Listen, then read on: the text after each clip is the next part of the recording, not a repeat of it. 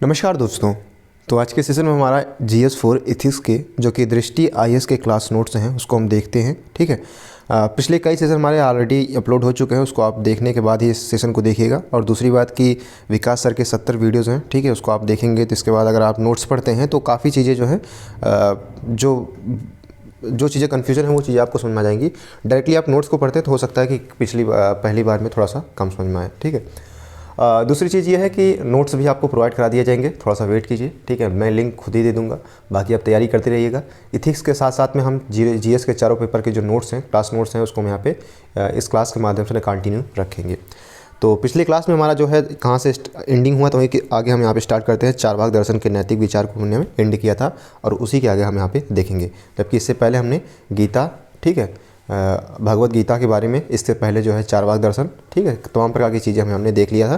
पिछले सेशन को आप यहाँ पे देख लीजिएगा एक बार। चारवाक दर्शन भारतीय परंपरा का एकमात्र भौतिकवादी दर्शन है।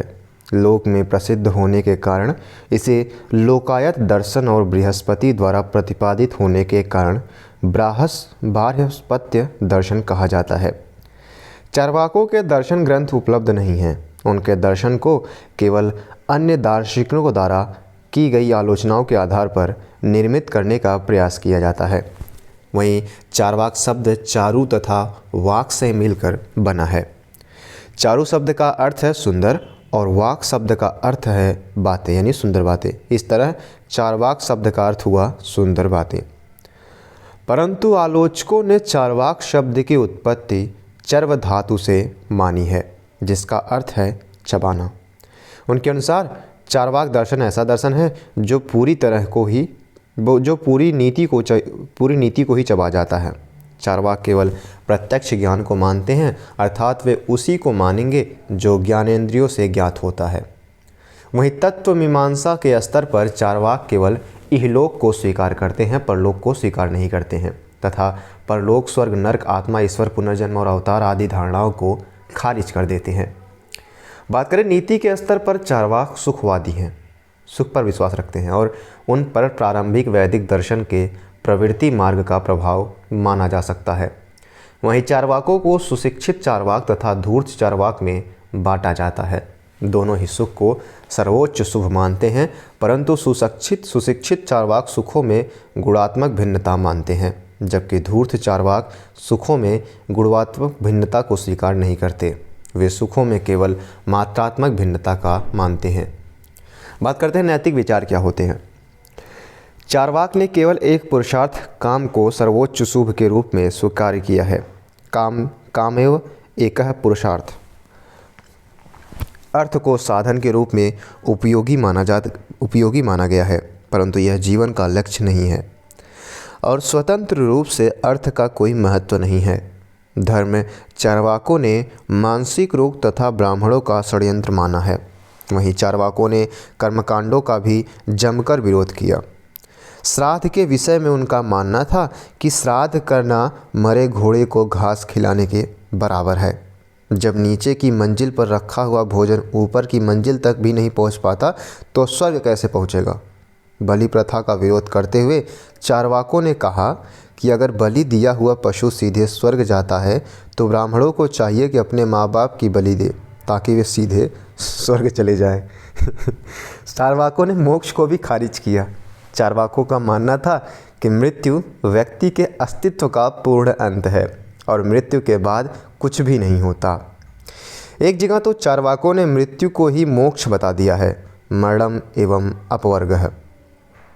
चारवाकों के यहाँ काम का अर्थ सभी प्रकार के सुखों से हैं। सुख चारवाकों के जीवन का चरम लक्ष्य था और वे ऋण लेकर भी सुखी रहने को बुरा नहीं मानते थे। उनके लिए एक प्रसिद्ध कथन भी है कि यावत जीवेत सुखम जीवेत, ऋणम कृत्वा घृतम पियेत, भष्य भूषत्य देहस्य पुनरागमत कुतः। मतलब जब तक जियो सुख से जियो, ऋण लेके घी पियो, और क्योंकि ये जो शरीर है हमारा वापस से पुनरागमन वापस से नहीं मिलने वाला। ठीक है, मतलब फैंटेसी वाली लाइफ जियो, जितना मन चाहे जितना सुख भोग सकते हो उतना सुख का भोग करो। धूर्त चारवाकों ने सुखों में केवल मात्रात्मक भेद माना है, गुणात्मक भेद नहीं। इसका अर्थ है कि पान खाने में मिलने वाला सुख और पूजा करने में मिलने वाला सुख मूल प्रकृति में समान है। क्योंकि सारे सुख ही मूल प्रकृति में समान है और उनमें कोई गुणात्मक अंतर नहीं है, अंतर केवल मात्रा का है।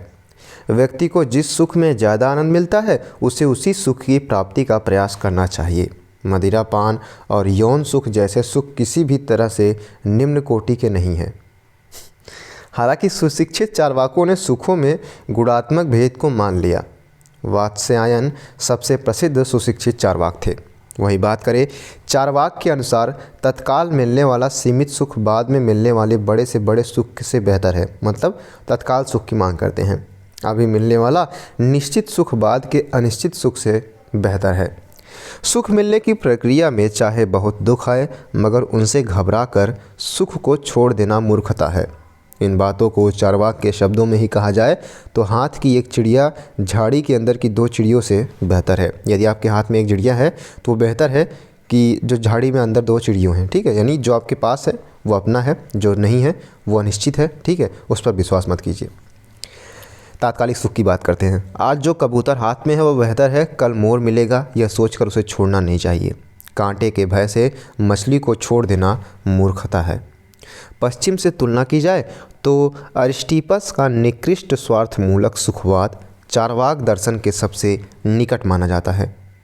आइए मूल्यांकन करते हैं, सकारात्मक पक्ष क्या है। देखिए, पूरी नीति मीमांसा इहलोकवादी है जो आधुनिक युग की मान्यताओं के अनुरूप है। वहीं दूसरा, कर्मकांडों का विरोध करना एक आधुनिक दृष्टिकोण है। विशेष रूप से गरीबों को अनावश्यक दबावों से बचाने की कोशिश में किया गया विरोध आधुनिकता के बहुत निकट है।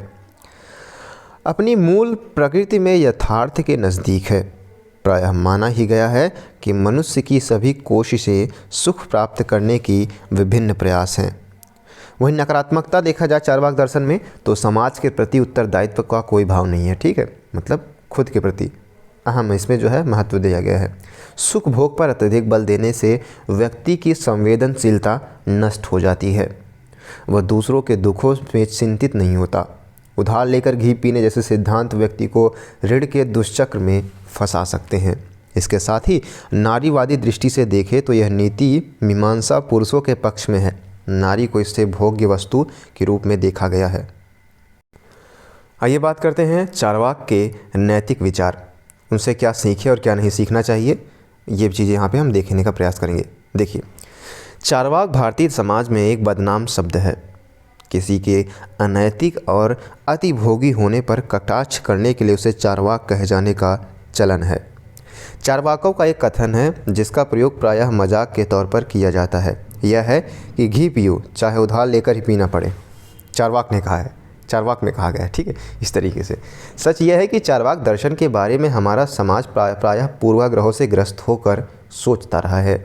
उसका तटस्थ मूल्यांकन करने की कोशिश कम की गई है।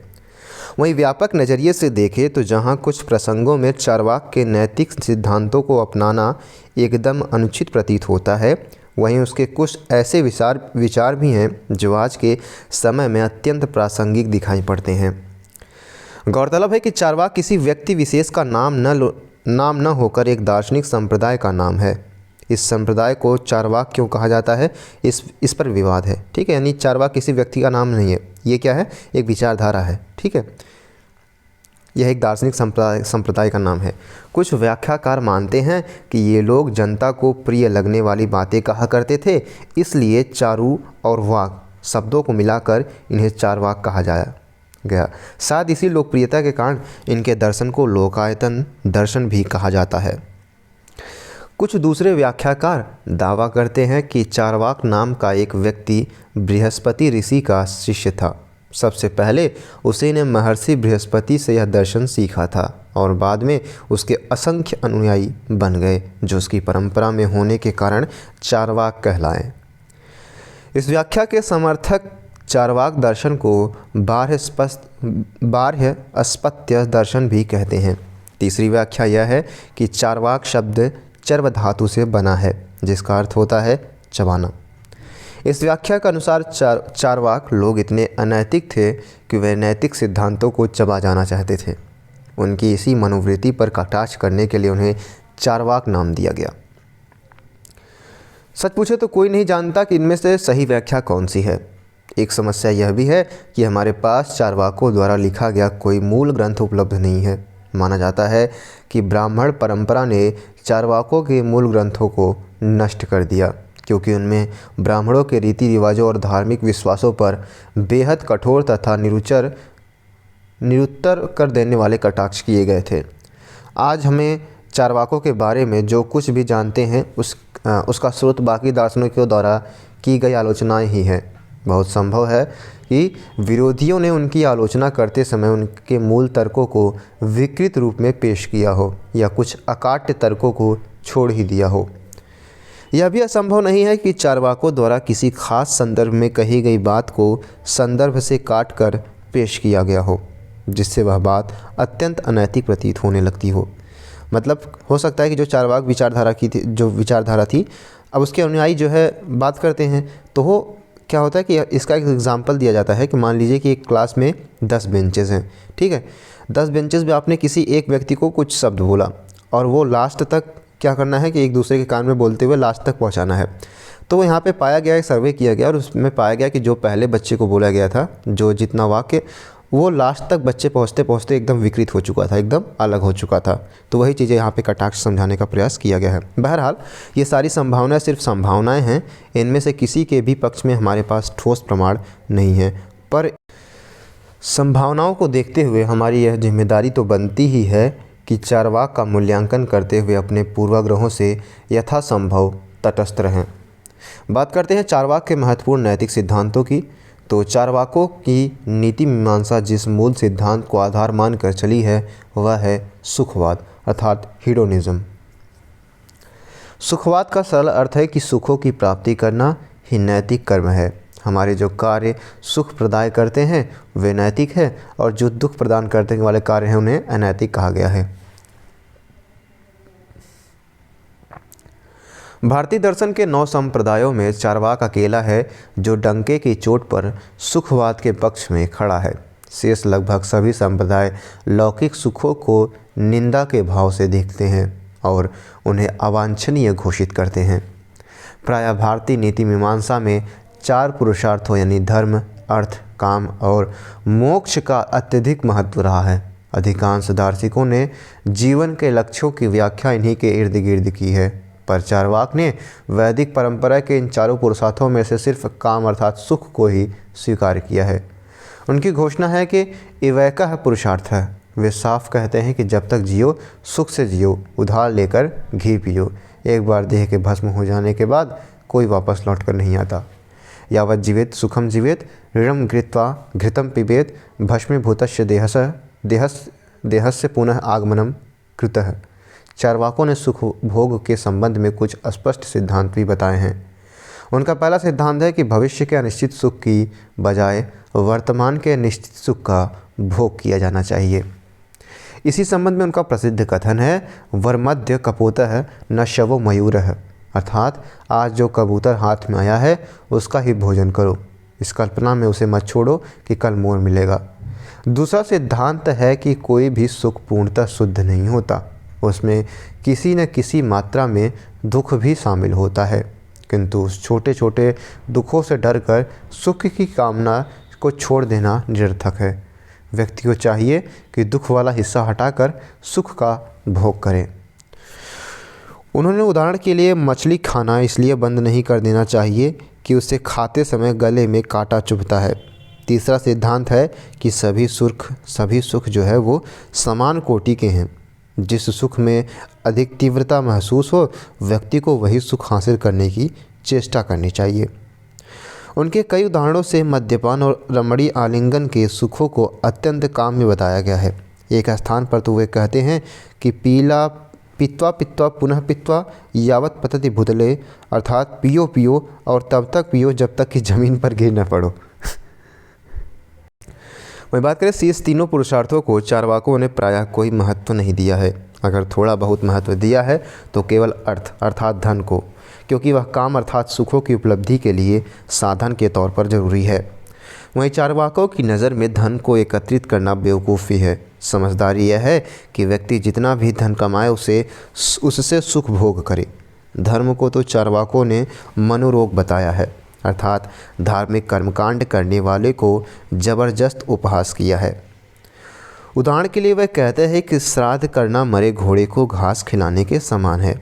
जब नीचे के कमरे में रखा भोजन अपने आप ऊपर के कमरे तक नहीं पहुंच पाता, तो यह कल्पना करना कि इस जगत में पुरोहित को खिलाया गया भोजन परलोक में हमारे पूर्वजों के पास पहुंच जाएगा, अत्यंत हास्यास्पद कल्पना है। वे बलि प्रथा पर भी व्यंग्य करते हैं और कहते हैं कि पुरोहितों की मुफ्त में मांस खाने की चाल है। अगर बलि देने से सचमुच वह पशु सीधे स्वर्ग चला जाता तो पुरोहित लोग अपने माता पिता की बलि क्यों नहीं दे देते।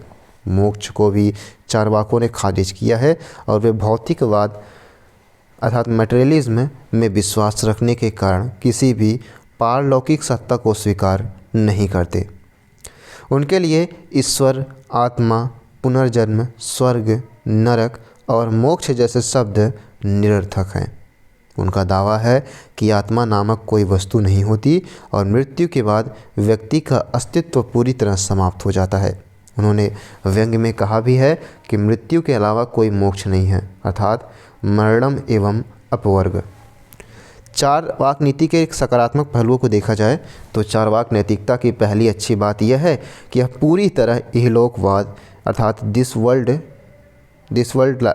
लाइनेस पर टिकी है। इहलोकवाद का अर्थ है कि यह जगत ही अंतिम सत्य है, इसके परे परलोक जैसी कोई वास्तविकता नहीं है।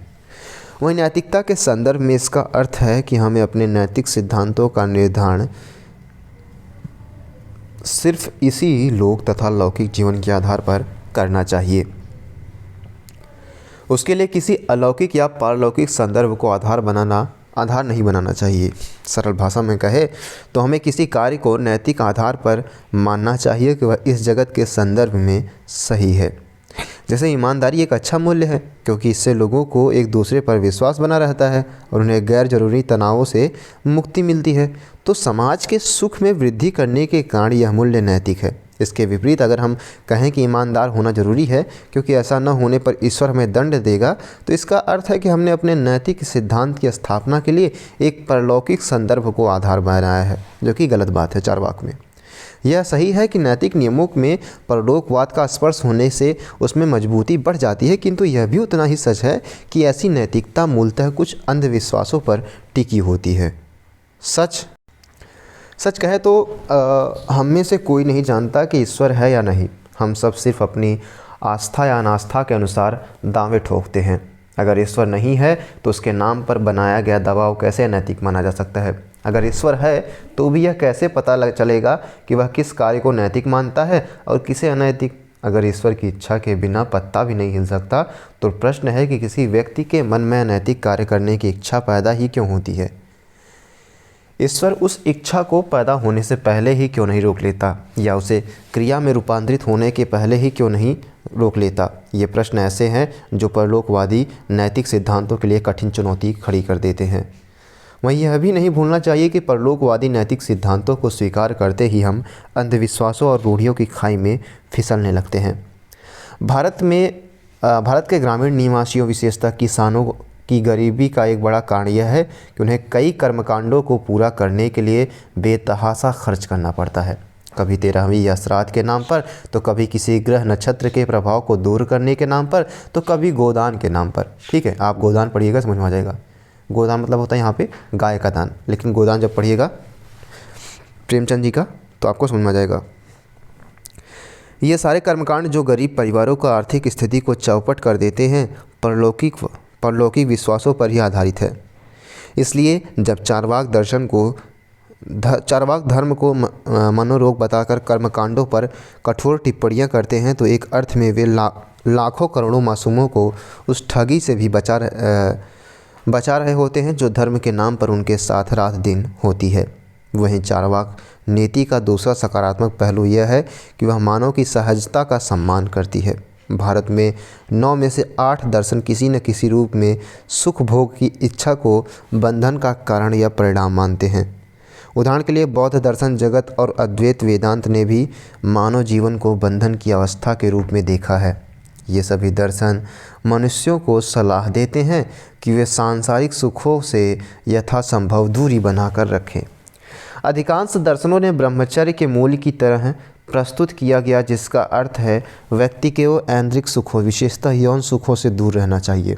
वहीं चारवाक दर्शन इस मामले में भारतीय दार्शनिक परंपरा का अकेला अपवाद है। वह सांसारिक जीवन को सहज रूप में स्वीकार करता है, सुखों और दुखों को जीवन के सहज हिस्सों के तौर पर देखता है और मानव मनोविज्ञान से सुसंगत रहते हुए सलाह देता है कि हम अपने दुखों को कम करें और सुखों को बढ़ाएं। सच बात यह है कि ऐसी सलाह चाहे कोई दे या नहीं, आमतौर पर सभी मनुष्य कोशिश तो इसी की करते हैं। इसी तरह चारवाक दर्शन यौन सुखों को स्वाभाविक तथा काम्य मानता है और ब्रह्मचर्य जैसे सिद्धांतों का मजाक बनाता है और उसकी बात में वजन भी दिखता है। यदि ईश्वर या प्रकृति ने हर मनुष्य के मन में सहज इच्छाएं भरी हैं और उन इच्छाओं के साथ सृष्टि की निरंतरता का संबंध जोड़ा है, तो ऐसी इच्छाओं को अनैतिक कहने का क्या तार्किक आधार हो सकता है? आज के तथ्यों के पैमाने पर देखें तो सवाल उठता है कि अमेरिका, इंग्लैंड और फ्रांस जैसे देशों के निवासी जिनका ब्रह्मचर्य जैसे सिद्धांतों में यकीन नहीं है, भारतीय नागरिकों यहाँ तक कि ब्रह्मचर्य के साधकों की तुलना में जीवन प्रत्याशा और स्वास्थ्य के कई पैमाने क्यों बेहतर है। चारवाक दर्शन की तीसरी उपयोगी बात यह है कि वह किसी व्यक्ति को अतीत या भविष्य की चिंताओं में डूबने की बजाय वर्तमान में जीने की सलाह देता है। हमें से अधिकांश व्यक्ति अतीत की कुछ बुरी घटनाओं को जीवन भर ढोते रहते हैं और कभी भी अपने वर्तमान के प्रति सहज नहीं हो पाते हैं। कुछ लोग ऐसे हैं जो भविष्य में कुछ अच्छा हासिल करने की होड़ में वर्तमान को अनावश्यक रूप से बोझिल बना लेते हैं और आजकल कई मनोवैज्ञानिक सलाह देते हैं कि जहां तक संभव हो व्यक्ति को अतीत की चिंताओं और भविष्य की योजनाओं से बचते हुए अपने वर्तमान के हर क्षण को ठीक से जीने का प्रयास करना चाहिए। वहीं भारतीय दार्शनिक परंपरा में ऐसी सलाह सिर्फ चारवाक दर्शन देता है। चारवाक नीति के नकारात्मक पहलुओं की बात करेंगे। बात करते हैं चारवाक नीति के नकारात्मक पहलुओं की। चारवाक नीति की कुछ अच्छी बातों के बावजूद सच यही है कि वह कई मायनों में समाज के लिए न केवल अप्रासंगिक है बल्कि कई बिंदुओं पर घातक भी हो जाता है। चारवाकों की सबसे बड़ी कमजोरी उनके इस सिद्धांत में है कि सभी सुख बराबर स्तर के हैं। नीति शास्त्र की भाषा में कहे तो उनकी नज़र में विभिन्न सुखों में सिर्फ मात्रात्मक अर्थात क्वांटिटेटिव भेद है, गुणात्मक भेद नहीं। यह धारणा ठीक वही है जैसे पश्चिमी में प्राचीन काल में अरिस्टिपस की थी और आधुनिक काल में जेरेमी बेंथम की। इस धारणा का अर्थ यह है कि अगर किसी को शराब पीने से सुख मिलता है जबकि किसी दूसरे को किसी पीड़ित की मदद करने से सुख मिलता है, तो भी हम यह नहीं कह सकते कि दूसरे व्यक्ति का सुख पहले व्यक्ति के सुख की तुलना में उच्च कोटि का है। दोनों सुख समान स्तर के हैं। यह उस व्यक्ति विशेष की निजी प्रकृति से तय होता है कि वह इनमें से किस सुख को प्राथमिकता देता है।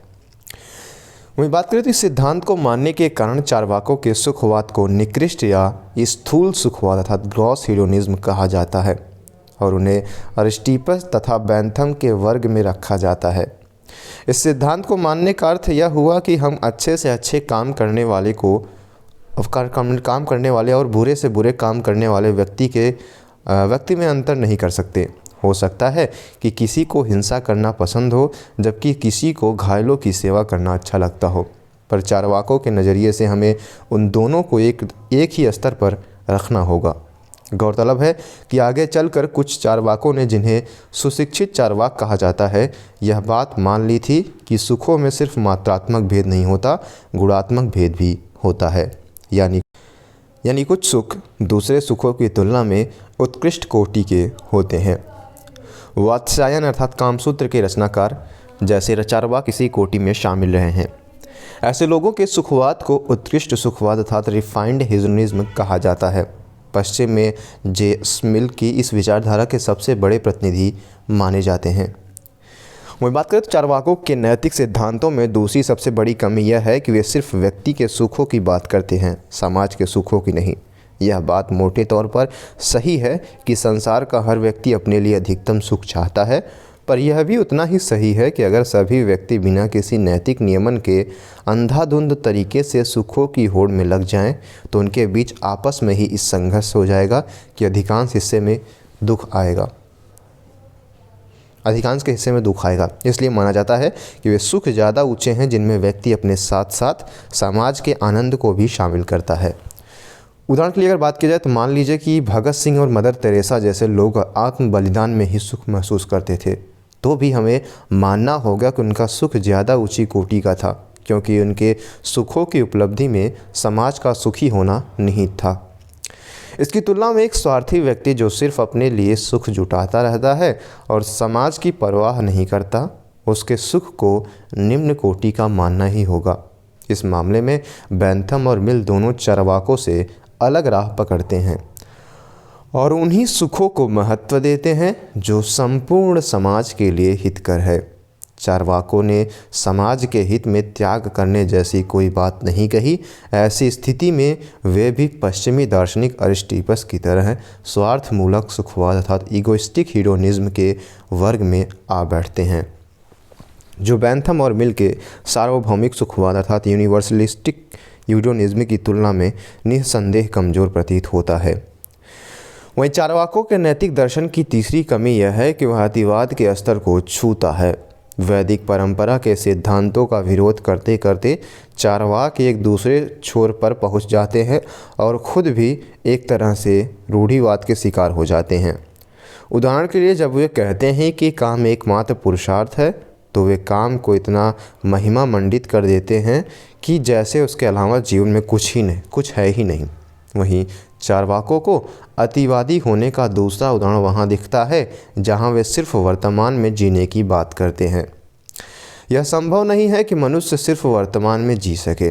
अपनी सुरक्षा की व्यवस्था करना प्राणी मात्र की मूलभूत प्रवृत्ति है, जिसके कारण हर मनुष्य चाहता है कि वह अपने भविष्य के लिए बुनियादी सुरक्षाएं एकत्रित कर ले।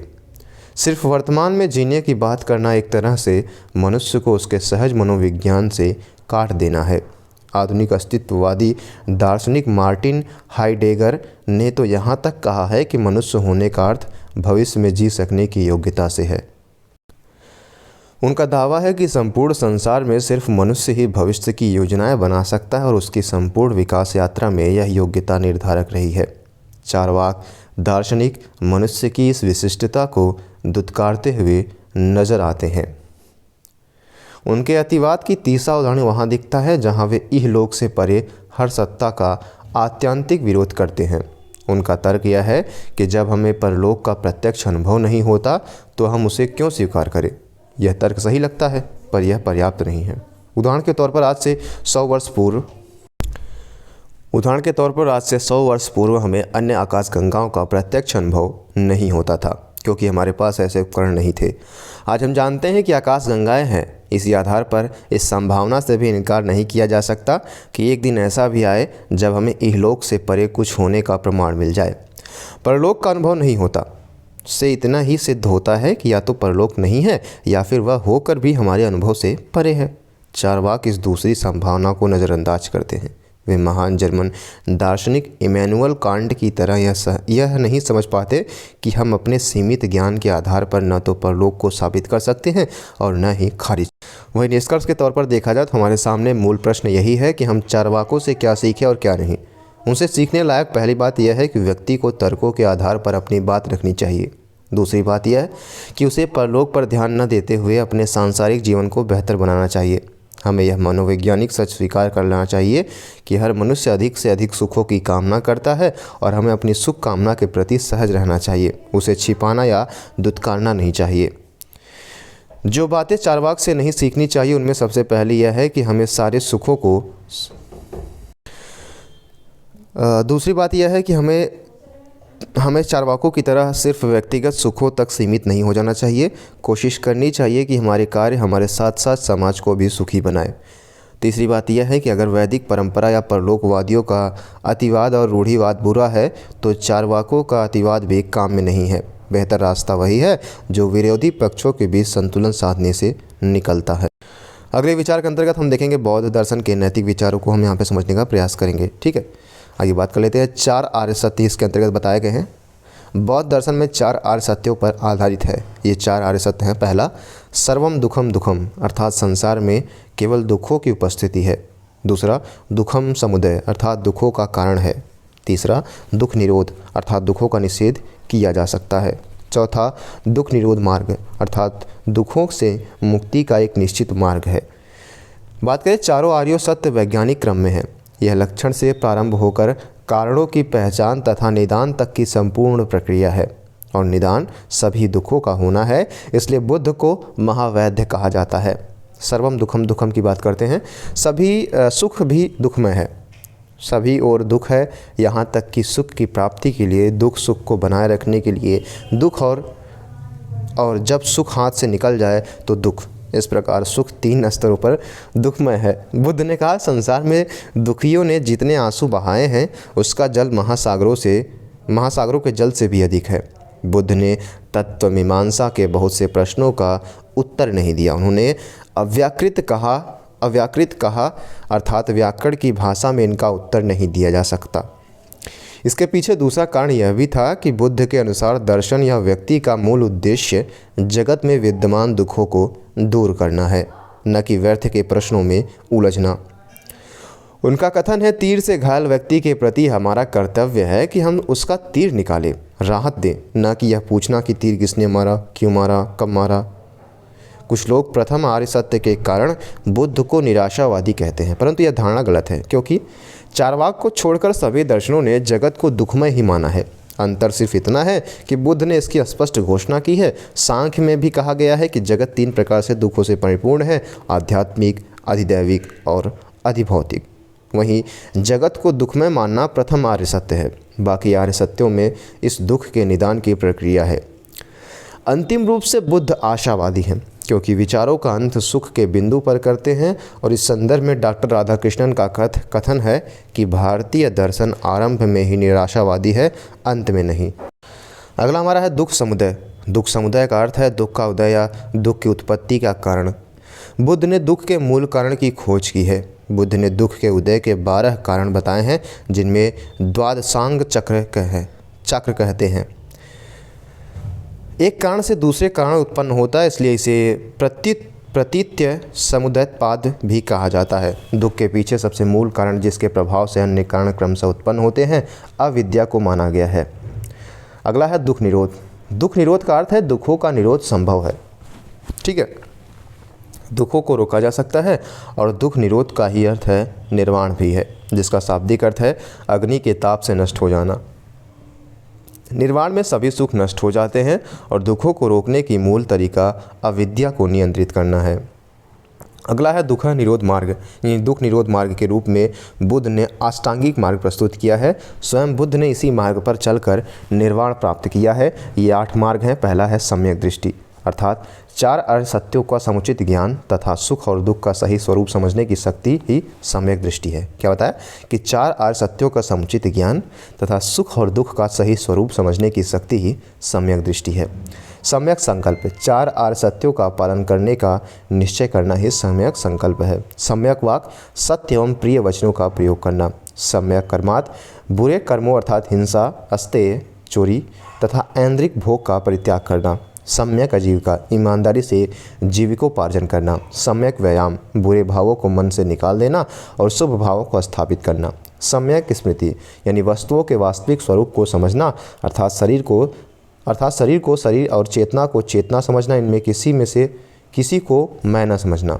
सम्यक समाधि, ऊपर के 7 चरणों के बाद व्यक्ति सम्यक समाधि के योग्य हो जाता है। इस समाधि के अंतर्गत 4 अवस्थाएं हैं। इसके चौथी अवस्था में ही निर्वाण की प्राप्ति होती है। अब निर्वाण की धारणा क्या है? तो बौद्ध धर्म की हीनयान तथा महायान शाखाओं में निर्वाण विषय के अलग अलग धारणा है, परंतु दोनों ही मोक्ष को जीवन का चरम उद्देश्य या सर्वोच्च शुभ मानते हैं।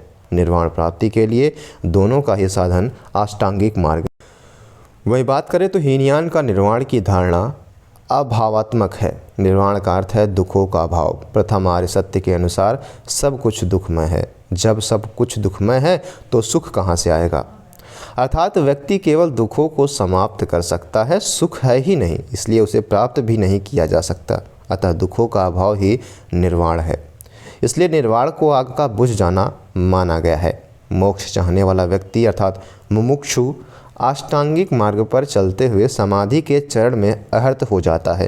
अहर्त अपने मोक्ष की साधना स्वयं बिना किसी सहायता के पूरी करता है, जिसे आत्मदीपो भव कहते हैं संस्कृत में। अहर्त केवल स्वमुक्ति चाहता है और उसी के लिए प्रयास करता है, वह विश्व मुक्ति का प्रयास नहीं करता। वहीं महायान दर्शन में निर्वाण की धारणा भावात्मक है। निर्वाण को परम सुख अर्थात निम्बानम परम सुखम माना गया है। महायान में निर्वाण के साथ बोधिसत्व की धारणा जुड़ी हुई है। बोधिसत्व का आदर्श है विश्व मुक्ति।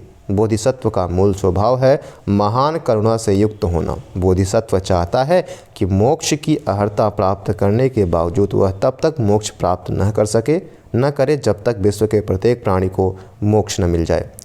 वह दूसरों के बुरे कर्मों अपने ऊपर लेकर तथा अपने अच्छे कर्म दूसरों को सौंपकर सभी को मुक्ति की प्रक्रिया में सहयोगी बनाता है।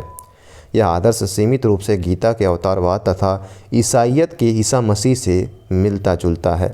बात करें, अवतार अधर्म का नाश करने के लिए आते हैं, जो एक अर्थ में मानव के कर्मफल के संतुलन का ही प्रयास है। ईसा मसीह की अवतरण सिर्फ इसीलिए हुआ था ताकि वे मनुष्यों के पापों की सज़ा स्वयं भोग कर उनकी मुक्ति को संभव बनाए। एवेंजर एंड गेम की याद आ गई। ठीक है, यानी बैलेंस बनाना है। ठीक है, और जो सत्य अहिंसा है उसको बराबर करना है, बैलेंस को। जितना पाप बढ़ा है उसको नष्ट करना है। अवतार के इसीलिए आता है। ठीक है, क्या है, मैं ही काल हूँ। बोधिसत्व की धारणा महायान की सबसे क्रांतिकारी धारणा है। महायान के हीनयान से अधिक लोकप्रिय होने में इसका विशिष्ट योगदान रहा है। वहीं बात करते हैं कि बौद्धों के नैतिक विचारों का मूल्यांकन की, तो दर्शन का मूल उद्देश्य है प्राणी मात्र के दुखों को दूर करने का प्रयास।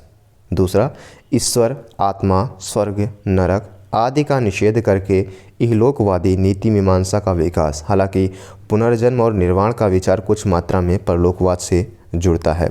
तीसरा, आत्मदीपो भव की धारणा प्रत्येक व्यक्ति की योग्यताओं में विश्वास करती है और उसे अपने कष्टों से स्वयं बाहर निकलने की सीख देती है। वहीं बोधिसत्व की धारणा व्यक्ति को सीख देती है कि वह समाज के कष्टों को दूर करने में ही अपनी प्रासंगिकता समझे। मूल्यांकन के कुछ अन्य पक्षों की बात किया जाए तो करुणा बौद्ध धर्म के केंद्र में है, जो सामाजिक जीवन को बेहतर बनाने की मूल शर्त है।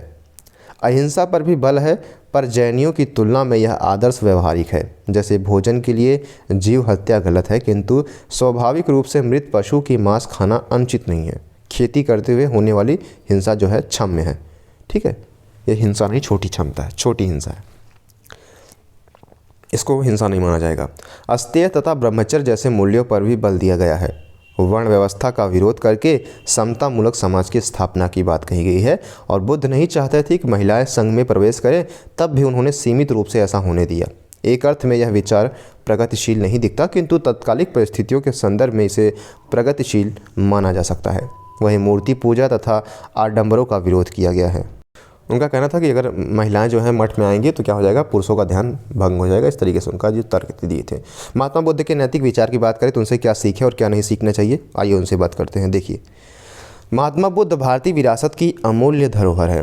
वैदिक परंपरा में धीरे धीरे जो कुरीतियाँ पनप गई थी, उन्हें भारत के भीतर पहली ठोस चुनौती महात्मा बुद्ध ने ही दी थी।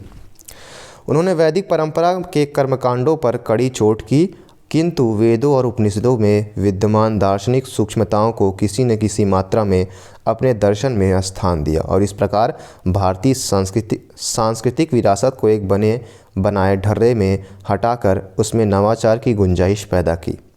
वहीं मध्यकाल में कबीरदास जैसे क्रांतिकारी विचारक पर महात्मा बुद्ध के विचारों का गहरा प्रभाव दिखता है।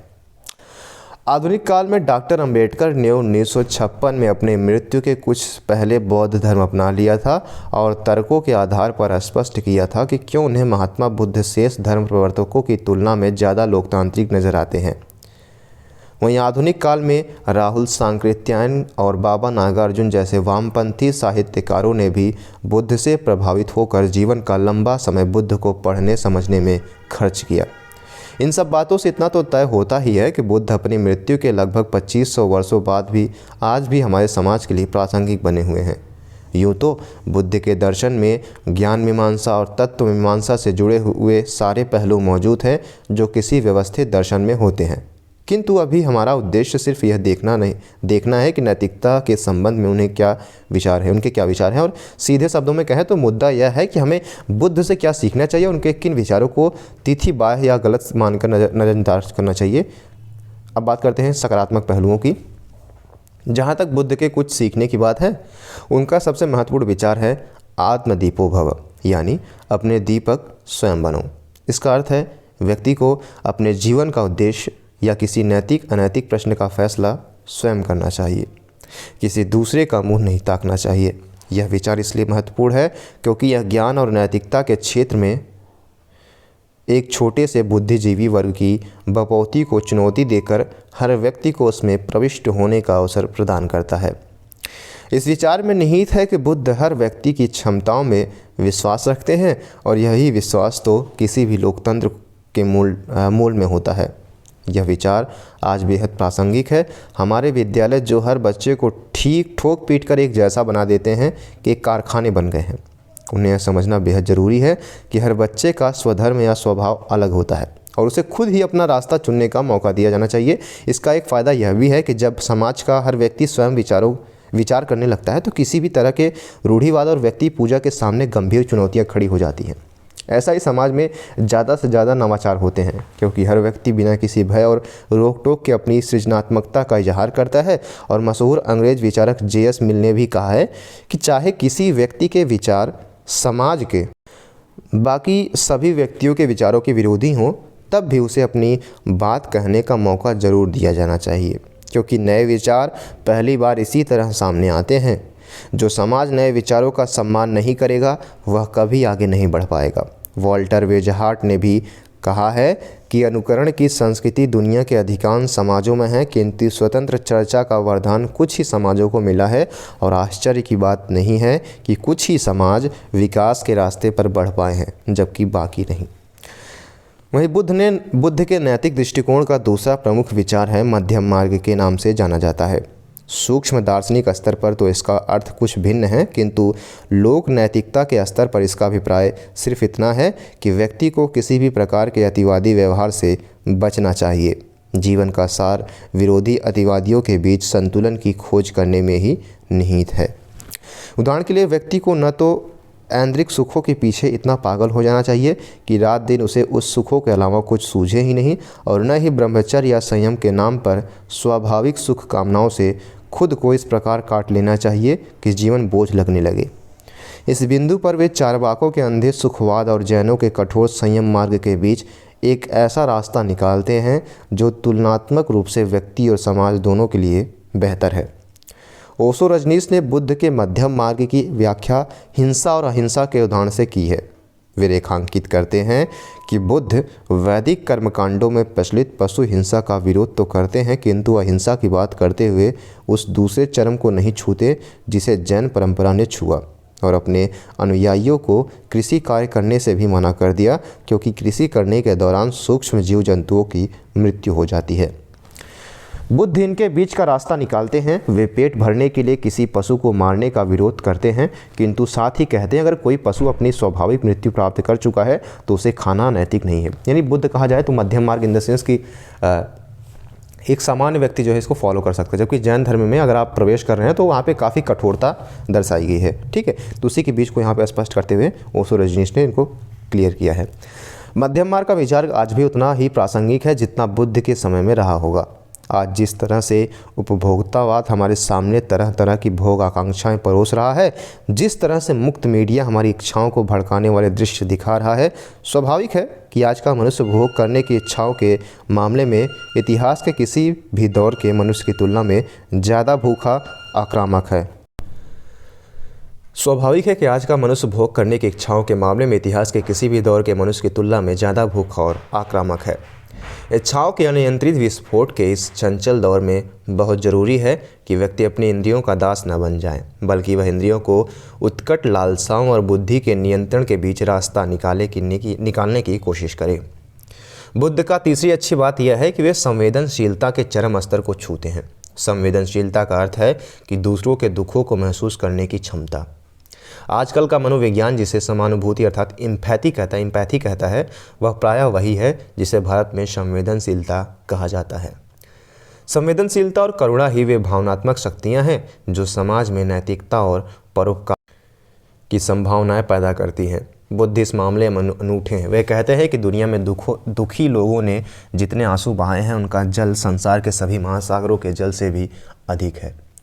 जहां बाकी दार्शनिक अपनी पहली प्राथमिकता चिंतन, मनन या तथा सूक्ष्म विश्लेषणों को देते हुए नजर आते हैं, वहीं बुद्ध की पहली प्राथमिकता संसार के सभी प्राणियों के दुख दूर करने की है।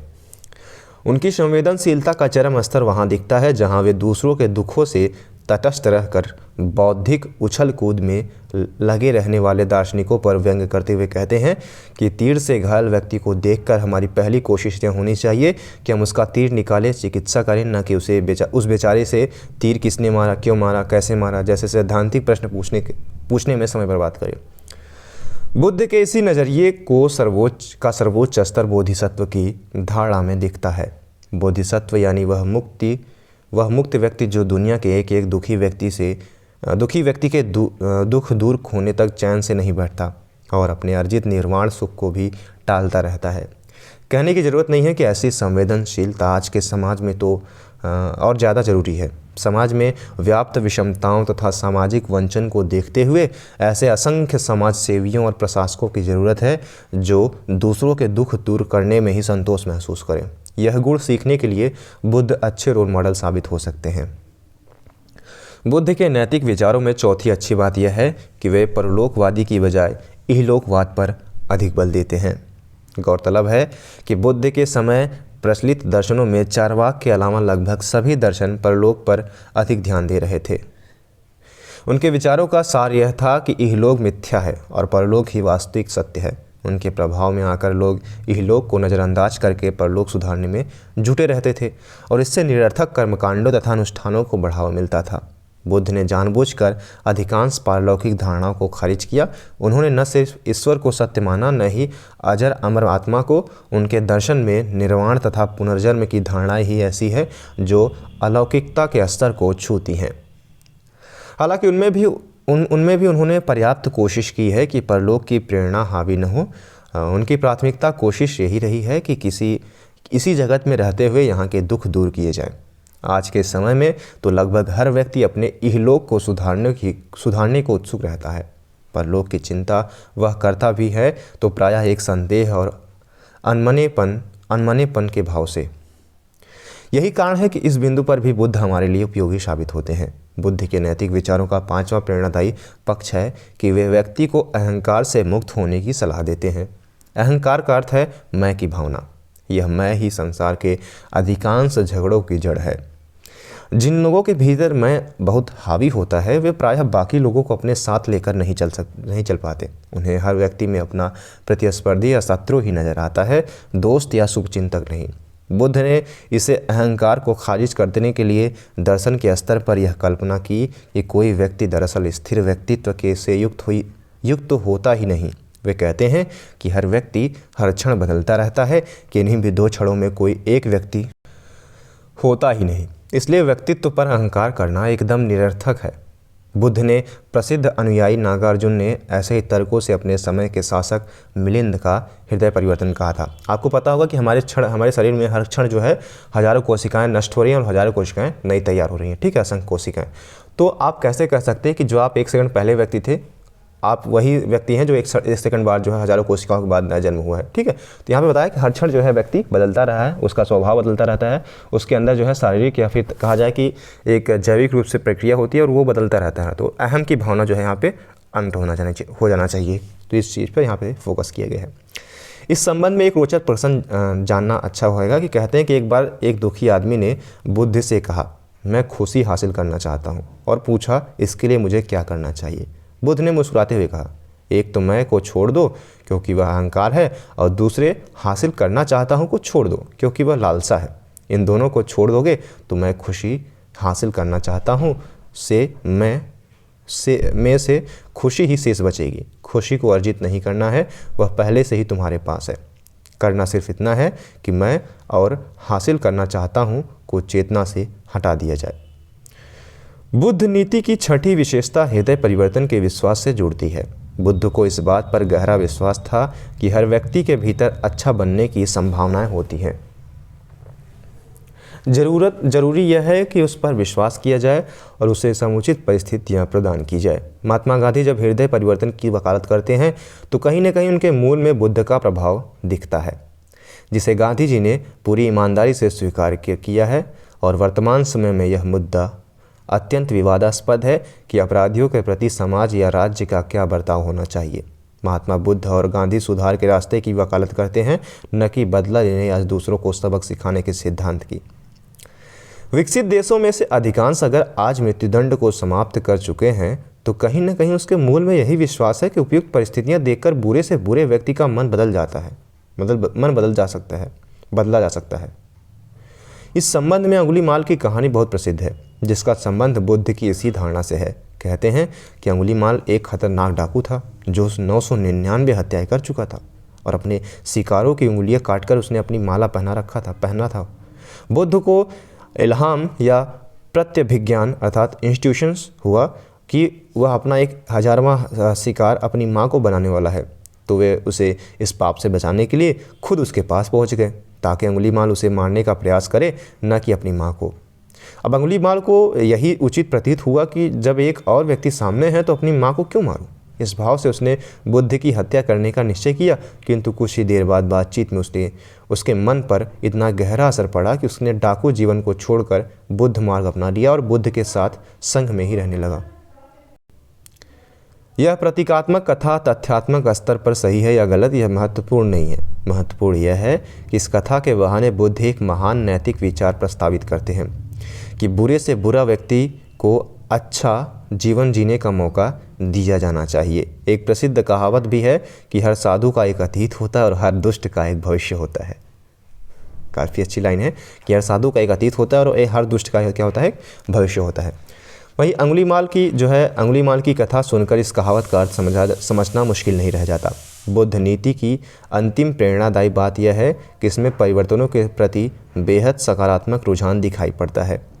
बुद्ध का प्रसिद्ध कथन है कि हम एक नदी में 2 बार नहीं नहा सकते, क्योंकि दूसरी बार नहाने के समय न तो वह जल रहेगा और न ही वह नहाने वाला। मतलब कि जल का बहाव रहता है। ठीक, आपको पता ही होगा कि हर क्षण जो है जल का बहाव, हजारों जो कण थे आपसे टकराए वो आगे चले गए और आपके शरीर में परिवर्तन होता रहता है। तो एक क्षण बाद ना आप वो जल रहेगा, ना एक क्षण बाद वो आप आदमी रहेंगे। ठीक है, तो जल की धारा काफ़ी आगे बढ़ चुकी होगी और नहाने वाले शरीर के सूक्ष्म स्तर पर असंख्य परिवर्तन आ चुके होंगे।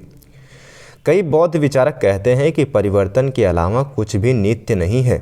अगर इस संसार में कुछ भी अस्थायी है तो यही कि कुछ भी अस्थायी नहीं है। बुद्ध की यह बातें हमें रूढ़िवाद होने से बचाती है। समाज के अधिकांश संकटों की जड़ इसी बात में छिपी है कि लोग समय के अनुसार खुद को बदल नहीं पाते। अगर हम बुद्ध की इस बात को समझ लें कि परिवर्तन ही सत्य है तो शायद हम यथास्थितिवाद होने से बच सकते हैं। बुद्ध नीति के नकारात्मक पहलुओं की बात करते तो अब बुद्ध के उन विचारों की पड़ताल करते हैं जिन्हें आज के समय में स्वीकार करना ठीक नहीं लगता। यह जरूर है कि ऐसे विषयों की पड़ताल करते समय हमें थोड़ा सा उदार या विनम्र होना चाहिए और यह समझना चाहिए कि उस ज़माने में वैसी परिस्थितियां नहीं थी जैसा कि आज है। बुद्ध का सबसे कमज़ोर विचार उनका यह विश्वास है कि संपूर्ण जीवन दुखमय है। उन्होंने जो 4 आर्य सत्य बताए हैं उनमें से पहला सर्वम दुखम है, अर्थात सब कुछ दुखमय है। वे यहाँ तक कहते हैं कि जिसे मनुष्य सुख समझता है वह भी वास्तव में दुखी है। इस विरोधाभास की व्याख्या करते हुए वे कहते हैं कि पहले तो सुख को हासिल करने की प्रक्रिया ही दुखमय है, फिर उसे अस्थायी बनाए रखने की संघर्ष दुखमय है, और चूंकि यह तय है कि कोई भी सुख अस्थायी नहीं है इसलिए अंत में सुख का समाप्त हो जाएगा और दुख पैदा करता है। इसलिए जगत को समझने का सही अर्थ है यही है कि अनुभव को दुखद अनुभव के रूप में देखा जाए और समस्त दुखों से बचने के लिए सुखों की लालसा छोड़ दिया जाए। क्या होता है कि जान लीजिए कि आप यूपीएससी की तैयारी करें तो आप अभी आप क्या कर रहे हैं, तो दुखी जीवन व्यतीत कर रहे हैं। ठीक है, सुख की लालसा में जैसे ही आपको वो मिलेगा सुख, मान लीजिए कि आप यूपीएससी एस्पिरेंट बन जाते हैं, इसके बाद वो उसको अस्थायी रखना पाना भी दुख क्या होता है कि कठिन होता है, क्योंकि आपको पता है कि कुछ समय बाद ये चला जाएगा तो आप इससे भी दुखित होंगे और एट द लास्ट में जब आपको चला जाएगा नौकरी तो आप सच में दुखी हो जाएंगे। तो ये क्या हुआ कि एक तरीके से ये दुख का जो है चक्र चल रहा है। अब इस बिंदु पर बुद्ध एक तरफा झुके हुए नजर आते हैं। सच यह है कि जीवन न सिर्फ दुखमय है और न ही सिर्फ सुखमय। दुख और सुख जीवन के हर दौर में आते अलग अलग अनुपात में हमें घेरे रहते हैं। हर व्यक्ति की सुखों की परिभाषा भले ही एक जैसी न हो, पर यह सच है कि हर व्यक्ति अपनी अपनी परिभाषा के अनुसार सुख उपलब्धि के उद्यम में लगा रहता है। बुद्ध जिस निर्वाण की बात करते हैं वह भी एक अर्थ में सुख की खोज ही थी, और भले ही गोल मटोल भाषा में बौद्ध विचारक उसे सुख की अवस्था की बजाय दुखों के अभाव की अवस्था कहते हैं, आज का सामान्य मनुष्य जो सांसारिक जीवन को ही सत्य मानता है वह बुद्ध की इस बात से बिल्कुल सहमत नहीं हो पाता कि सब कुछ दुखमय है। बुद्ध की इस बात को कोई मान ले तो पूरा खतरा है कि वह निराशा की अंधी खाई में डूब सकता है। सच तो यह है कि सुखों की आकांक्षाएं ही वे प्रेरणाएं हैं जो व्यक्ति के जीवन में उत्साह बनाए रखती हैं। बुद्ध के नैतिक विचारों की दूसरी कमी वहाँ दिखती है जहाँ नारियों के अधिकारों का प्रश्न खड़ा होता है। बहुत से नारीवादी विचारक बुद्ध को संदेह के घेरे में रखते हैं क्योंकि उनके कुछ कृत्य और विचार उन्हें नारी विरोधी प्रतीत होते हैं। बुद्ध के जीवन की एक घटना यह भी थी कि ज्ञान की भूख उत्पन्न होने पर वे अपनी पत्नी यशोधरा और बेटे राहुल को सोता हुआ छोड़कर चुपचाप घर से चले गए थे। इस घटना से लगता है कि उन्होंने परिवार के प्रति अपने नैतिक दायित्वों को नज़रअंदाज किया। बेहतर होता कि वे यशोधरा से बातचीत करते, उन्हें अपने जीवन के उद्देश्य से परिचित कराते। हो सकता है कि इतने महान उद्देश्य की बात सुनकर यशोधरा स्वयं उन्हें शुभकामनाएं देकर विदा कर देती, न कि उनके रास्ते का रोड़ा बनती। अब 20वीं सदी के एक विख्यात कवि मैथिली शरण गुप्त ने अपनी प्रसिद्ध कविता यशोधरा में इसी संदर्भ का विशेष चर्चा की है। वह प्रसंग बहुत मार्मिक है, जहाँ यशोधरा अपनी सहेली से कहती है कि मुझे बुद्ध की पत्नी होने का गर्व है। शिकायत सिर्फ इस बात की है कि उन्होंने मुझे अपने मार्ग की बाधा समझा, मुझसे छिपकर भागने का रास्ता चुना। कितना बेहतर होता कि वो मुझसे अपने मन की बात कहते, मैं तो खुद ही इस पुनीत उद्देश्य के लिए उन्हें शुभकामनाएं देकर भेज देती। बुद्ध को नारी विरोधी कहने का दूसरा आधार यह है कि उन्होंने सिर्फ शुरू में महिलाओं को संघ में प्रवेश नहीं दिया, और बाद में जब दिया तो भी नकारात्मक भाव से। उन्होंने अपने मित्र आनंद से कहा कि अगर संघ में महिलाओं का प्रवेश न होता तो यह धर्म 1000 वर्ष तक चलता, अब यह 500 वर्ष की चल पाएगा। इस कथन से लगता है कि वे महिलाओं को धर्म के लिए खतरा मानते थे, पर इस मामले में हमें निष्कर्ष निकालने की जल्दबाजी से बचना चाहिए। एक तो यह नहीं भूलना चाहिए कि बुद्ध अपने समाज के रूढ़िवादी तबके से गंभीर संघर्ष कर रहे थे, और अगर वे नारियों को भी अपना परिवार छोड़कर संघ में आने की अनुमति दे देते तो समाज उनके विरोध में अत्यंत आक्रामक हो जाता और शायद उनकी संपूर्ण योजना ही ध्वस्त हो जाती। दूसरे, जब वे कहते हैं कि महिलाओं को प्रवेश से धर्म की संभावित आयु कम हो जाएगी, तो शायद उनका संकेत स्त्रियों की कमजोरियों की बजाय पुरुषों की भोगवादी मानसिकता की ओर रहा हो।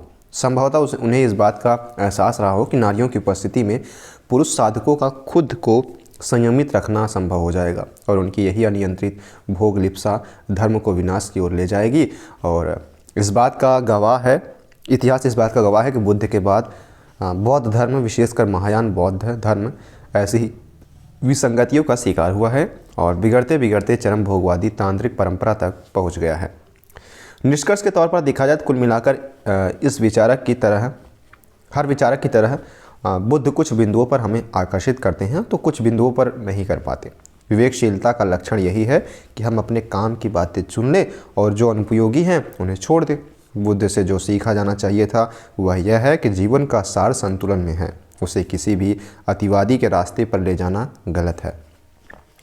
दूसरी बात यह है कि हर व्यक्ति के भीतर सृजनात्मकता संभावनाएं होती हैं, इसलिए व्यक्ति को किसी का अंधानुकरण करने की बजाय खुद अपना रास्ता गढ़ना चाहिए। तीसरी और अंतिम बात यह है कि व्यक्ति को मैं के भाव से बचते हुए सभी को साथ लेकर चलने की कोशिश करनी चाहिए, जो कि लोकतंत्र का तकाजा भी है। सिर्फ अपने लिए जीना मनुष्य होने का लक्षण नहीं है, हमें जितना ज़्यादा हो सके अन्य मनुष्यों के, प्राणी मात्र के कल्याण के लिए प्रयत्नशील रहना चाहिए। अगला हमारा टॉपिक होगा जैन दर्शन के नैतिक विचार को हम देखने का प्रयास करेंगे अगले सेशन में। सो आई होप आपको ये वीडियो अच्छा लगा होगा। So thank you so much, keep loving, keep supporting and keep stay with us. Thank you so much.